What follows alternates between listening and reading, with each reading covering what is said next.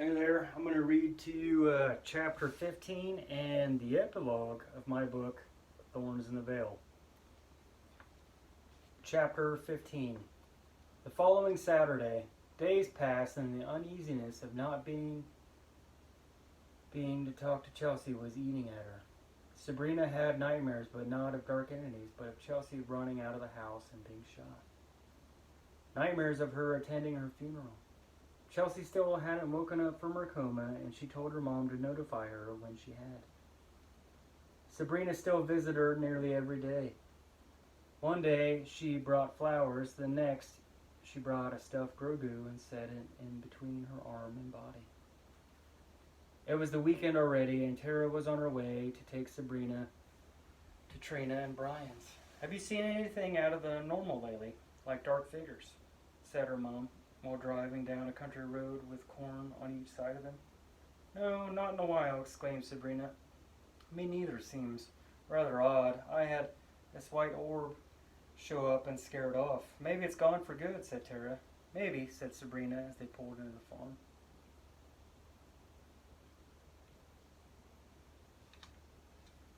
"Love you, sweetheart. I'll pick you up tomorrow," said her mom. "Love you too," replied Sabrina as she grabbed her duffel bag out of the back.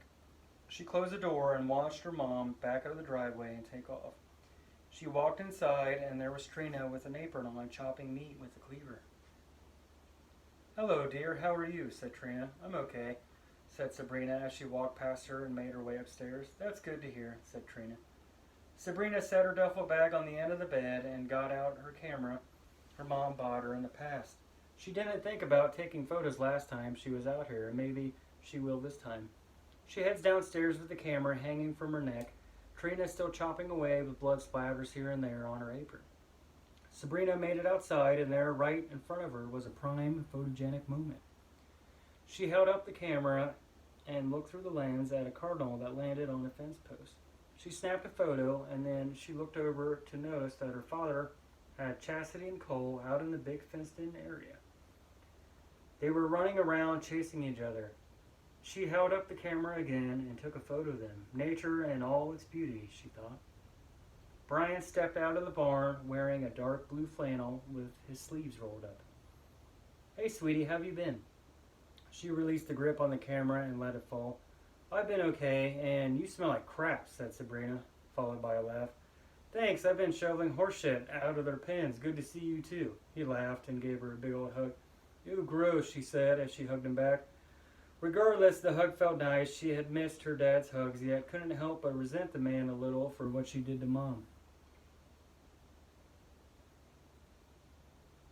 What he did to Mom.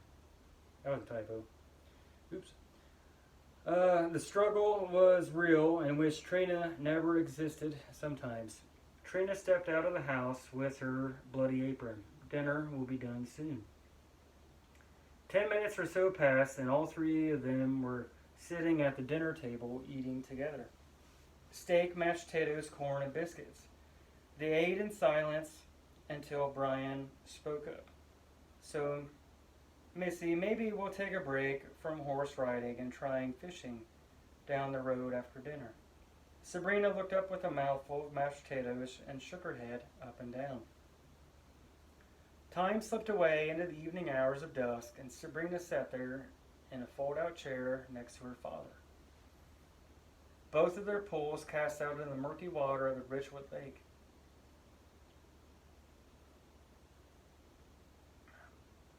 The area was dormant of human life, but some of the true animals of nature were among them. Geese were walking around, filling the air with quacks, while others floated in the lake.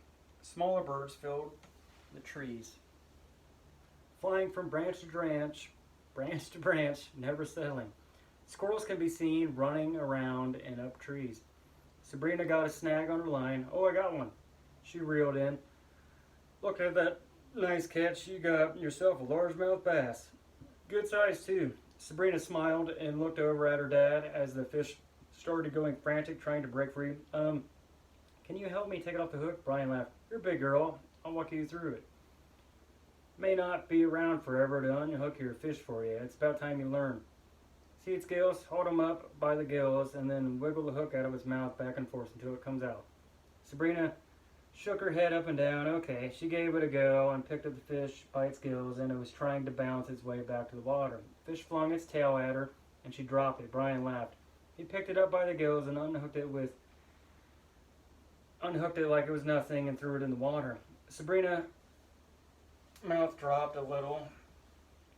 "You'll get the hang of it," exclaimed Brian. The dark sky and the moon made its way out as the surrounding stars started to appear. "It's getting dark. Time to head home," said Brian. They folded up the chairs and Sabrina grabbed the tackle box and they made their way to the parking lot. Sabrina came in the house with Brian to see Trina greeting them at the door. "How was fishing?" asked Trina. "It was fun, and I'm tired. I think I'm going to hit the sack," said Sabrina. "Okay, good night," exclaimed Trina. "Good night, sweetie," said her dad. Sabrina awakened at her amazement when she checked the time on her phone. It was already noon. She couldn't even remember her dreams last night at all. Oh, how she missed Chelsea and was ever so wanting to see a text from her or her on her phone.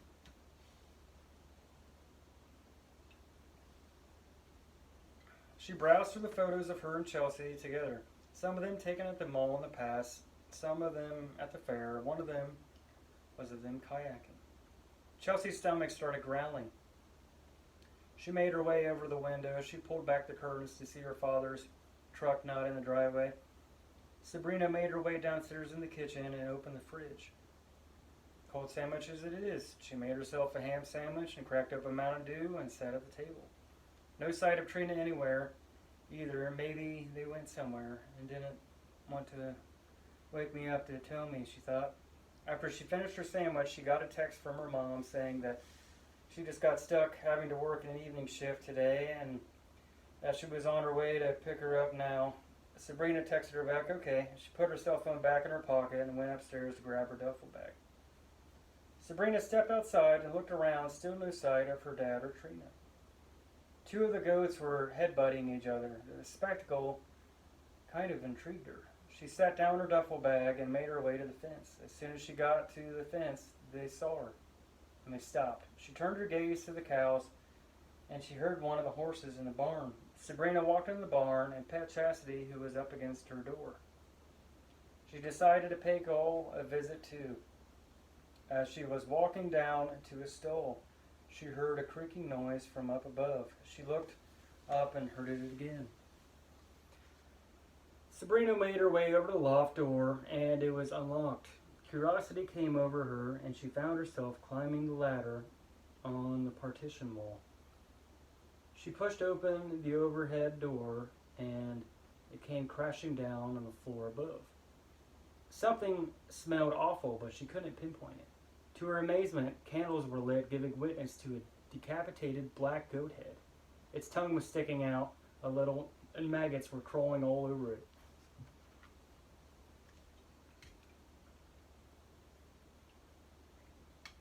A pentagram was drawn with its blood, and each point of a star was a lit candle. A black mist started to form and came together in the shadows. Out crawled the demon baby quickly. It dripped ooze from its mouth, burning the wood below. It suddenly morphed into the black hellhound, and it growled at her. The figure transformed into the black succubus witch from school, and then changed one last time. Its original form of just a dark human silhouette with no eyes and razor-sharp teeth. The entity started walking towards Sabrina. Sabrina backed up a couple of steps. An extremely bright light overcame all of them, and this white orb was now in front of her, stopping the demon in his track. The white orb gave form, and it was her Grandma Evelyn. The apparition of her grandma grew giant, white wings, and then stabbed the points of them right into the demon. The demon let out a huge roar that shook the whole barn. The entity dispersed into a black cloud of smoke and then faintly disappeared. Her grandma turns to her and smiles and then dissolves into thin air. Trina lunges out of the darkness wielding a knife right for Sabrina. Whoa, whoa, whoa, what are you doing, Trina? Asked Brian as he steps in front of her and nearly takes a knife to the gut. You belong to me, Brian, not them, she says as she backs up, pointing the knife at her. I have no idea what you're talking about. Just put down the knife, honey, and we can talk about this, Brian says, holding his hands out in a calming gesture. There is no room for talking. Sabrina and Tara must die. Then I can have you to myself. I stumbled upon this little black book in the basement. My grandfather was a Satanist. Imagine that. I thought it was all hocus pocus, but it's real. Into the void of darkness we all go. Better lead than follow, exclaimed Trina. Trina lunges forward again with the knife at Sabrina, and Brian grabs her wrists and wrestles with her. Brian slams her against the back wall, and overlooking loft door swings open, and the two fall out. Brian releases his grip and lands hard on his arm. Unfortunately for Trina, she lands awkwardly on her head and broke her neck. Her neck was badly bruised, bleeding from the mouth, and the knife was still in her hand. Her eyes open and fixated, but her body was lifeless. Tara pulls up and quickly puts in park and rushes out of the car. She can see Brian trying to push himself off the driveway and get up. "Oh my God, what happened? Is she dead? Where's Sabrina?" said Tara as she was helping up Brian. Brian looked up to the loft overhang door that was just open. Tara looked up, and there was Sabrina just standing there looking down at them in shock. That concludes chapter 15. Now to the epilogue.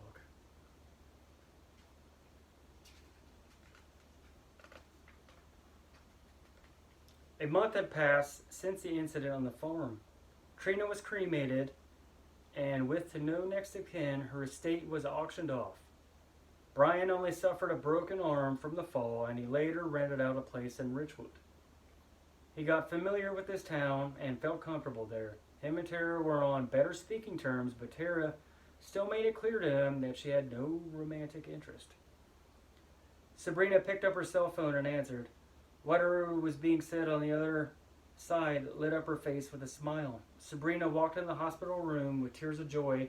Chelsea was fully awake and sitting upright. Sabrina gave her a giant hug. "I missed you so much. I am so sorry what happened at the party will never happen again." Chelsea lightly hugged her back and weakly laughed. "It better not. I miss you too." A week later, the two were attending prom together.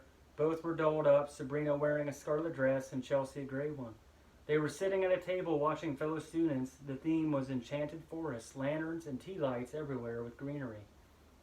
A slow song came on. Chelsea stood up and held out her hand towards Sabrina. "May I have this dance?" Sabrina smiled and followed her to the dance floor. Chelsea put her hands around her waist, and Sabrina rested her hands on her shoulders.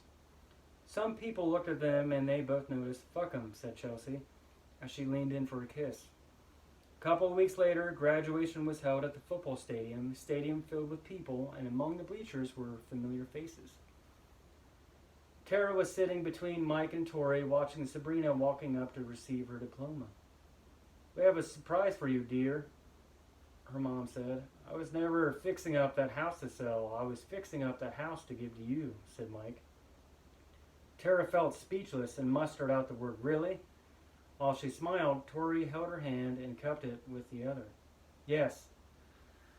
Later, Tara took a photo of Chelsea and Sabrina holding up their diplomas and their gowns and cap. They smiled and then kissed each other. Tara was a little thrown off because Sabrina never came out. "Mom, Chelsea isn't just my friend, she's my girlfriend." Tara smiled, and "You two are perfect for each other." Later in the night, Tara and Sabrina walked up the sidewalk to their new home in Ferrisburg. The garden was beautiful and filled with roses among other flowers. An elderly woman was standing in the middle of it all. To Tara's shock, it was Grandma Evelyn. She smiled and grew wings and took flight to the sky.